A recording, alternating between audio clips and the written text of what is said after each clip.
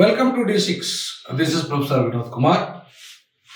వర్గీకరణ విషయంలో ఇవాళ మందకృష్ణ మాదిగ గారు లేవనెత్తుతున్న విషయం ఏంటంటే గ్రూప్ 1, గ్రూప్ 2, గ్రూప్ 3, గ్రూప్ 4లో ఇవాళ అలాగే ఇంకా ఈ వార్డెన్ పోస్టులు కానీ డిఎస్సి గతంలో జరిగిన డిఎస్సిలు కానీ ఇవాళ వర్గీకరణ చట్టం తర్వాత మాకు రావాల్సిన వాటా వచ్చిన తర్వాతనే ఇవాళ దాన్ని రిజల్ట్స్ రిలీజ్ చేయాలని చెప్పేసి వారు డిమాండ్ చేస్తున్నారు.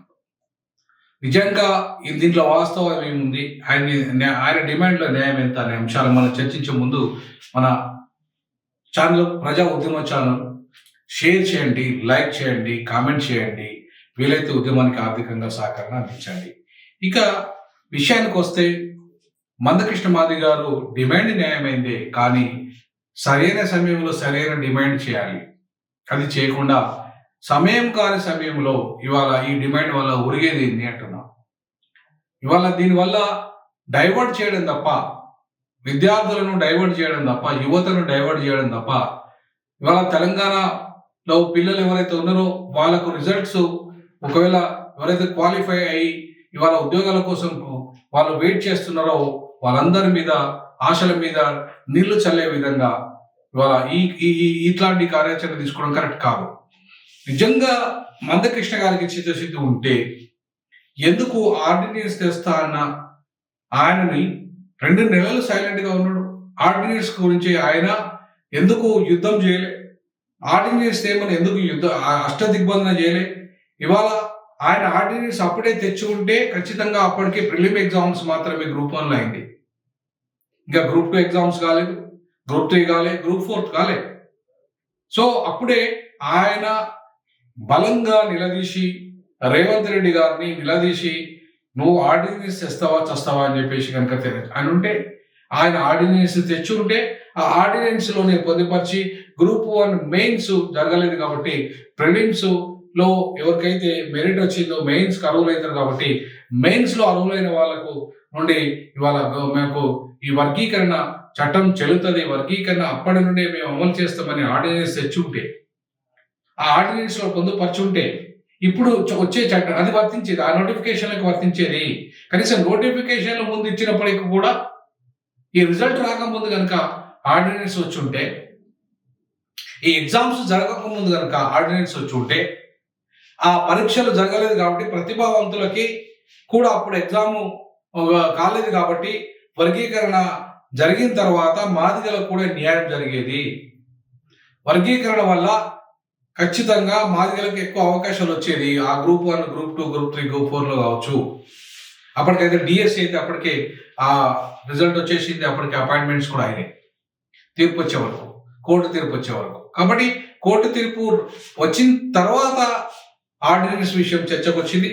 అప్పటికి ఇంకా గ్రూప్ 1 మెయిన్స్ కాలేదు కాబట్టి అప్పుడే ఆర్డినెన్స్ తెచ్చి మేము మిగతా అన్ని ఎగ్జామ్స్ అన్నిటి కూడా ఏవైతే జరుగుతున్నాయో వాటిలో వర్గీకరణ అంశాన్ని చేర్చి వాళ్ళ వర్గీకరణ ప్రకారంగానే మేము నియామకాలు చేపడతామని చెప్పేసి ఆయన కనుక ఆర్డినెన్స్ తెచ్చి ఉంటే ఆ ఆర్డినెన్స్ ద్వారా ఇలా అదే ఆర్డినెన్స్ బేస్ చేసుకొని ఇలా చట్టం వచ్చేది. ఇలా కమిషన్ పేరు మీద కాలయాపన చేసి 2-3 నెలలు వేస్ట్ చేసినప్పుడు మందకృష్ణ గారు దాన్ని ఎందుకు ఆమోదించారు? ఇవాళ అది ఆమోదించకుండా ఆర్డినెన్స్ ద్వారా కనుక వచ్చి ఉంటే 2011 జనాభా లెక్కల కమిషన్తో పని ఏందండి? నిజంగా 2024 లెక్కలు కాదు కదా ఆయన ఇచ్చింది. 2011 లెక్కల ప్రకారమే నేను ఆర్డినెన్స్ తెస్తాడు ఆయన. అప్పుడు 2011 లెక్కల ప్రకారమే నేను చట్టం తెస్తాడు. మరి 11 లెక్కలకు ఇప్పటికి కమిషన్తో పని ఏంది? కమిషన్ కాలయాపన తప్ప. మరి కాలయాపన చేస్తున్న కమిషన్ నాలాంటి వాళ్ళు మొత్తుకున్నా కూడా నువ్వెందుకు అష్టదిగ్బంధం చేయలేదు? కమిషన్ ఒక కాలయాపన నేను చెప్పాను, కమిషన్తో ఒరిగేది లేదని చెప్పాను. ఆల్రెడీ 2011 జనాభా లెక్కల ప్రకారంగానే ఆర్డినెన్స్ తేవచ్చని చెప్పాను. నువ్వెందుకు మాట్లాడలేదు? నువ్వెందుకు ఇవాళ ఇప్పుడు మాట్లాడుతున్నావు? ఇప్పుడు యుద్ధం అంటున్నావు, ఇప్పుడు అష్టదిగ్బంధం అంటున్నావు. ఇప్పుడు చేసి ఏం లాభం? డైవర్ట్ చేయడం తప్ప. దీనివల్ల ఒరిగేది ఏంది అంటున్నా. దీనివల్ల ఇవాళ అధికార పార్టీని బ్లేమ్ చేసినంత మాత్రాన ఒరిగేది ఏంది? ఆగిపోతాయా? దీనివల్ల రిక్రూట్మెంట్ ఆగిపోతుందా? ఉద్యోగాలు వస్తాయా? వర్గీకరణ చట్టం అమలవుతుందా? కానే కాదు. నెక్స్ట్ వచ్చే నోటిఫికేషన్లకు మాత్రమే వర్గీకరణ చట్టం అమలవుతుంది. అంతే తప్ప ఇంకా చట్టం రాలేదు, ఇంకా అసెంబ్లీలో ఆమోదం కాలేదు. ఆర్డినెన్స్ వచ్చి ఉంటే ఆర్డినెన్స్ తక్షణమే అమలవుతుంది. ఎందుకంటే అసెంబ్లీ ఎప్పుడైతే లేదో, అంటే సమావేశాలు లేవో, ఎమర్జెన్సీగా తెచ్చేదాన్ని ఆర్డినెన్స్ అంటారు. అసెంబ్లీ జరగక ముందు ఎమర్జెన్సీగా ప్రజా అవసరాల రీత్యా వర్గీకరణ అంశం సుప్రీంకోర్టు జడ్జిమెంట్ వచ్చింది కాబట్టి, గత 30 ఏళ్ళుగా పెండింగ్ ఉన్న సమస్య కాబట్టి, ఆ సమస్యకి ఇవాళ పరిష్కారాన్ని ఇవ్వాల్సిన బాధ్యత దేశంలోనే మొట్టమొదటిసారిగా నేనే ఇస్తానన్నాడు కాబట్టి, అది కూడా అసెంబ్లీ సాక్షిగా చెప్పాడు కాబట్టి, ఆర్డినెన్స్ తెచ్చి అమలు చేస్తానని చెప్పింది కాబట్టి, ఆ ఆర్డినెన్స్ గురించి నువ్వెందుకు అప్పుడు అష్టదిగ్బంధం చేయలేదు? నువ్వెందుకు అప్పుడు గట్టిగా మాట్లాడలేదు? నువ్వెందుకు యుద్ధం ప్రకటించలేదు? నువ్వెందుకు ఆ రోజు దప్పులు మోగించలేదు? నువ్వెందుకు మళ్ళీ తర్వాత లక్ష దప్పుల కార్యక్రమం, అది సాంస్కృతిక కార్యక్రమే అన్నావు? ఆర్డినెన్స్ గురించి మాట్లాడలేదు. సో ఇవాళ ఆర్డినెన్స్ గురించి మాట్లాడని నువ్వు, అష్టదిగ్బంధనం చేయని నువ్వు, ఆర్డినెన్స్ కోసం అష్టదిగ్బంధనం చేయకుండా ఇప్పుడు చేయడం వల్ల ఉపయోగం ఏమున్నది మందకృష్ణ? ఇది ఒక రకంగా మాదిగ యువతను తప్పుదావ పట్టించడమే, డైవర్ట్ చేయడమే. ఇది ద్వంద్వ విధానాలకు నిదర్శనమే. ఆ రోజు పోయి నువ్వు వైస్ ఛాన్సలర్ మాదిగ వ్యతిరేకి ప్రొఫెసర్ కుమార్ మాదిగలతోని దెబ్బలు పడ్డ కుమార్ను నువ్వు వదిలేసి ఆయన పదవి కోసం పోయి ఆయన అడిగినవే తప్ప నువ్వు ఆర్డినెన్స్ గురించి ఎందుకు అడగలేదు? ఆర్డినెన్స్ కోసం యుద్ధం ఎందుకు చేయలేదు?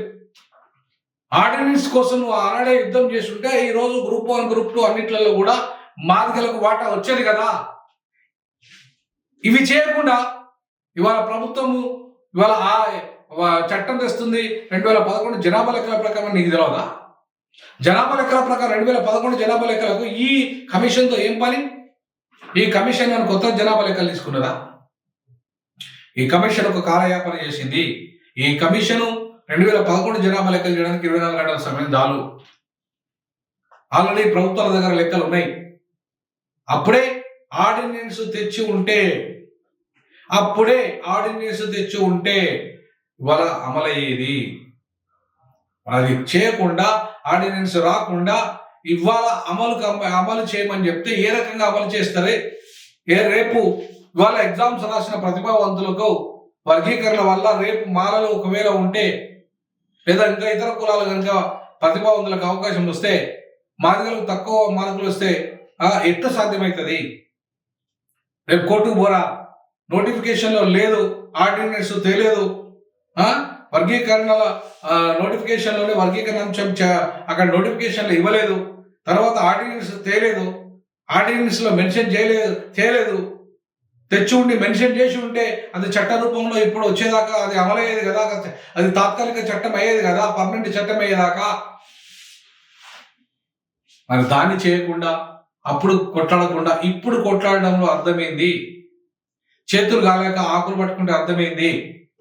ఎవరిని మోసం చేయడానికి, ఎవరిని డైవర్ట్ చేయడానికి, అమాయక మాదిగ యువత విద్యార్థులని ఎందుకు నువ్వు వాళ్ళ జీవితాలతో ఆడుకుంటున్నావు? గత 30 ఏళ్ళుగా నువ్వు చేస్తున్న విధానాలు ఇవే. వీటిని నాలాంటి వాడు ప్రశ్నిస్తే మాదిగ ద్రోహిగా ముద్రేస్తున్నావు, లేదా మాలను అనుకూలవాదిగా ముద్రేస్తున్నావు.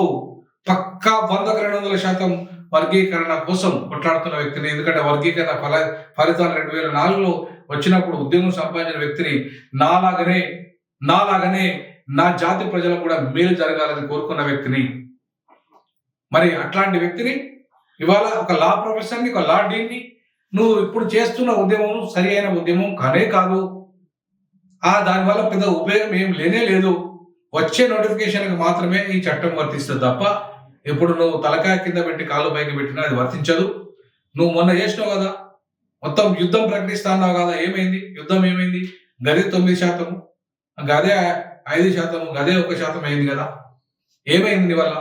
ఏమైతుంది నీ వల్ల? ఏం కాదు.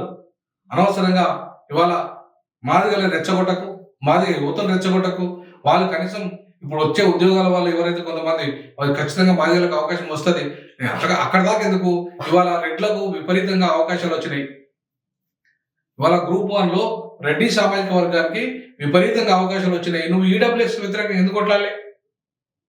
నువ్వు ఈడబ్ల్యూఎస్ వ్యతిరేకంగా జీవో 29 వ్యతిరేకంగా ఎందుకు కొట్లాలి?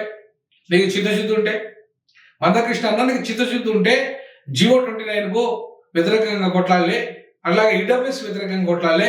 ఇవాళ మాత్రము మాదిగలకు అంతో ఇంతో మేలు జరిగి ఇవాళ ఏదో అంటే మాదిగలకే కాదు అన్ని వర్గాలకు మేలు జరిగి 10 ఏళ్లలో గత ప్రభుత్వం చేయని గ్రూప్ 1ను ఇవాళ 10 ఏళ్ల తర్వాత ఇవాళ రేవంత్ రెడ్డి ప్రభుత్వం చేసి అమలు చేస్తుంటే ఇవాళ అడ్డుకున్నట్టుగా మనం ఎందుకు ముద్ర వేసుకోవాలి? గతంలో ఈ నువ్వు చేసిన తప్పు సకల జనుల సమ్మె జరుగుతుంటే తెలంగాణ ఉద్యమాన్ని అడ్డుకున్న చరిత్ర అనేది వద్దన్న, సకల జనుల సమ్మెను వద్దన్న చరిత్ర అనేది.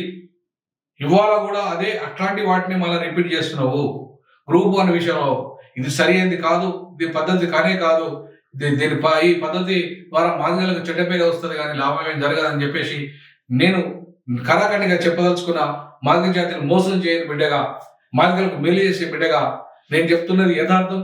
యథార్థాన్ని దయచేసి మాదిగ యువత, మాదిగ విద్యార్థులు, మాదిగ నిరుద్యోగులు అంతా కూడా గమనించి ఖచ్చితంగా ఇప్పుడు ఈ నోటిఫికేషన్ గత నోటిఫికేషన్ వర్తించదు. వచ్చే నోటిఫికేషన్ లో మాత్రమే వర్గీకరణ చట్టం వర్తిస్తుంది. కాబట్టి అనవసరమైన వాటికి మనం పోరాటం చేయకుండా ఇప్పటికీ 30 ఏళ్ల సమయం వృధా అయింది. 3 తరాలు నష్టం అయిపోయినాయి. లక్షల కోట్ల రూపాయల బడ్జెట్ వృధా అయింది. మనకు బ్యాక్లో పోస్టులు రాలే, ఇవాళ మనకు భూమిలో వాటా రాలే, సంపదల వాటా రంగలే, సినిమా ఇండస్ట్రీలో వాటా రాలే, మాదిగలకు రియల్ ఎస్టేట్ లో వాటా రాలే, ప్రైవేట్ రంగంలో వాటా రాలే, ఇళ్ళ వాటా రాకుండా 30 ఏళ్ళు అనవసరమైన విషయానికి మనం వేస్ట్ చేసినాం. కాబట్టి ఇప్పటికైనా దయచేసి పనికిరాని పోరాటాలు చేయకుండా పనికొచ్చే పోరాటాలు చేసే విధంగా మాదిగ యువత, మాదిగ మహిళలు, మాదిగ నిరుద్యోగులు, మాదిగ విద్యార్థులు ఆలోచించాలని ఇవాళ ఒక మాదిగ జాతి ముద్దు బిడ్డగా, ప్రొఫెసర్గా నేను మాదిగ జాతికి విజ్ఞప్తి చేస్తాను. జై భీమ్, జై పులే, జై పెరియార్.